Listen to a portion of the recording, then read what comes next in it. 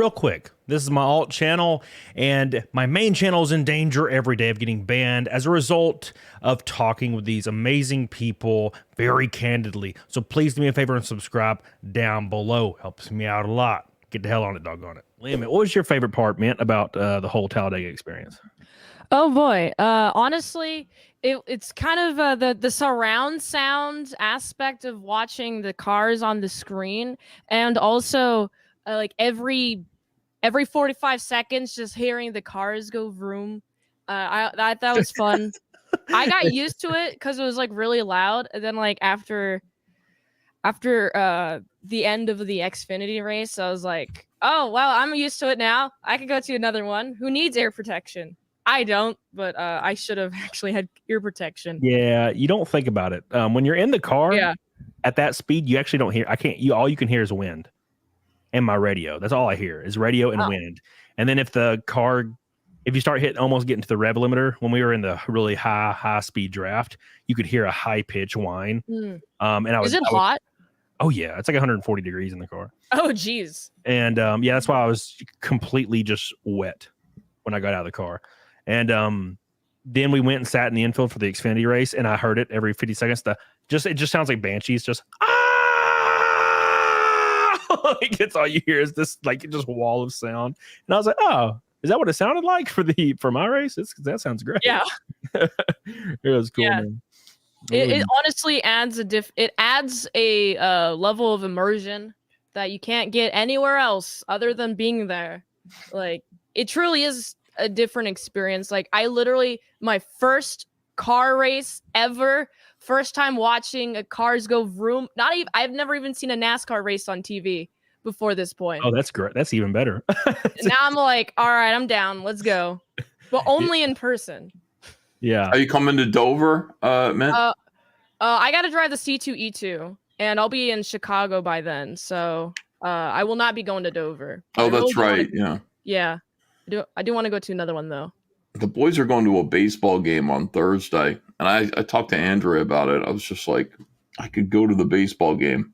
I could fly in to Chicago and go see their game. It's at 1:30, and then fly back over to Dover from Chicago that night, and then be there in time easily because the race isn't until 6 p.m.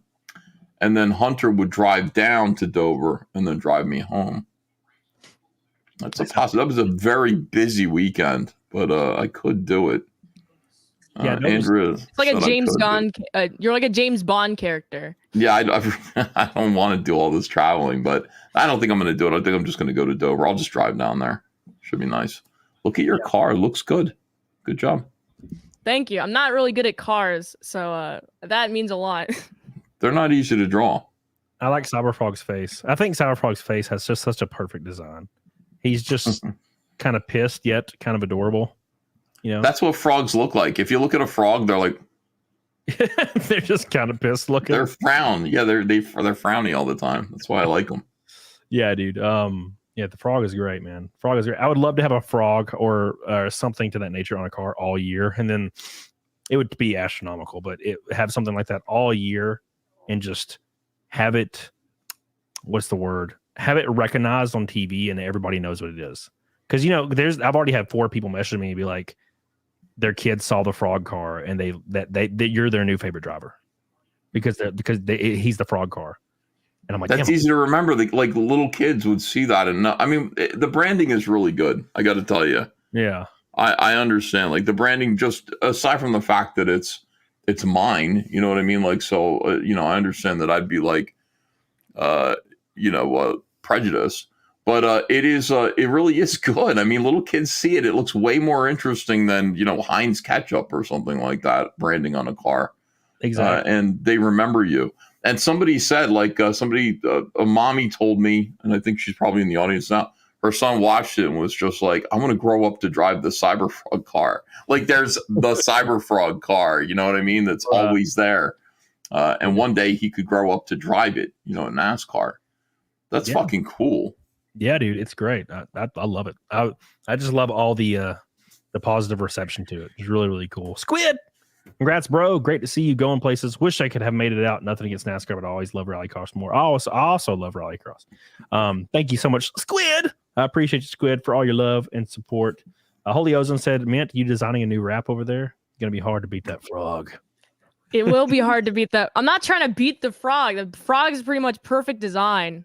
Like honestly, the frog car is the most aesthetically pleasing car I've ever seen.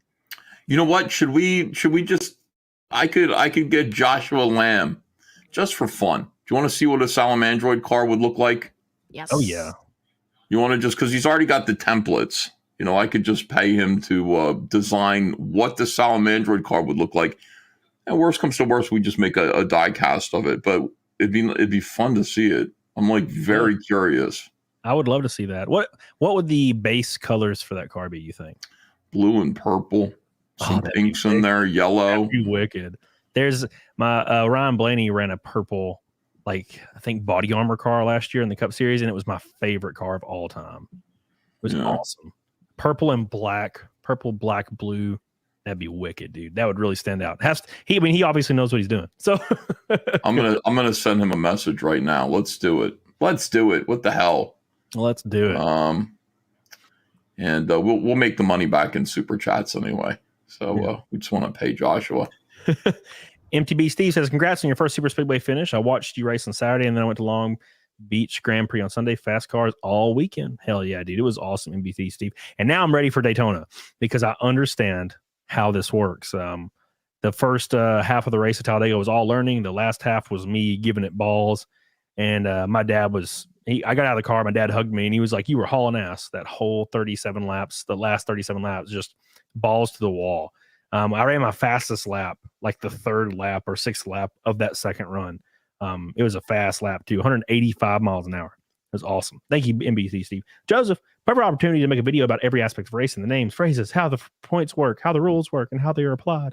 That'll probably come naturally in all these things. Yeah, the purple and yellow black Mamba, or the yellow Mamba Kobe Bryant car, rock solid. Exactly, that's what I meant.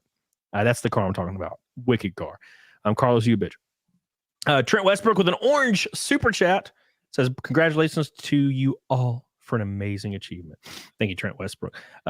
Yeah, people were really stunned when, because everybody loved the car. And then I was like, yeah, this is the guy that he started the CyberFrog comic. And they're like, oh, holy shit. He's just standing over here. like, yeah, that's the guy. He's right there. He did this. Yeah, I spoke to a couple of people who were just walking by and were just like, CyberFrog, oh, that's awesome. Like looking at the car, like it really was an eye catcher. And, I got him on, I got them on interview for my live stream. Oh, really nice. Rock on. Thank you, Trent. Appreciate you, Trent. We love you, Trent. Thank you so much, man.